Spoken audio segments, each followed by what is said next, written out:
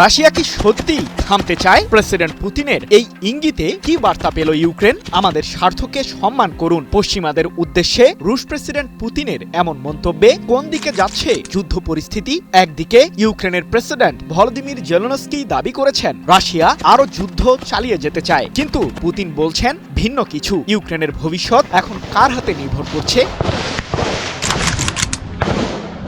এক গাদা শর্ত ছুড়ে দিয়ে ইউক্রেনের বিরুদ্ধে শান্তি চুক্তির ইঙ্গিত দিয়েছেন রাশিয়ার প্রেসিডেন্ট ভ্লাদিমির পুতিন, যার মাঝে রয়েছে পশ্চিমা সামরিক জোট, ন্যাটোর সদস্যপদ যাতে ইউক্রেন কোনোভাবেই না পায় সেটা নিশ্চিত করা, সেই সাথে ইউক্রেনের পুরো দনবাস অঞ্চল সহ দেশটির 4টি গুরুত্বপূর্ণ কৌশলগত অঞ্চলের নিয়ন্ত্রণ রাশিয়ার হাতে ছেড়ে দেওয়া, পাশাপাশি যত দ্রুত সম্ভব ইউক্রেনে প্রেসিডেন্ট নির্বাচনের আয়োজন করা, এমনকি নির্বাচনের সময় ইউক্রেনের বিরুদ্ধে হামলা বন্ধেরও প্রতিশ্রুতি দিয়েছে পুতিন।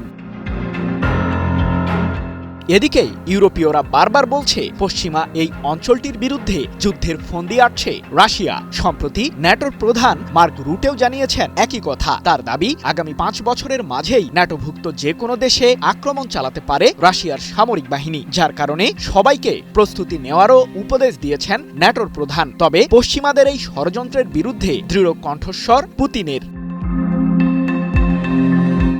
রাশিয়ার স্বার্থকে পশ্চিমারা সম্মান করলে আর কোনো যুদ্ধ বাধাবে না মস্কো, এমনটি জানিয়ে প্রেসিডেন্ট পুতিন বলেছেন, তারা যদি আমাদের সাথে সম্মানজনক আচরণ করে, আমাদের স্বার্থকে প্রাধান্য দেয় যেমনটি আমরাও দেই, তাহলেই যুদ্ধ শেষ হবে। 20 ডিসেম্বর এক প্রতিবেদনে বিষয়টি নিশ্চিত করেছে ব্রিটিশ সংবাদ মাধ্যম বিবিসি।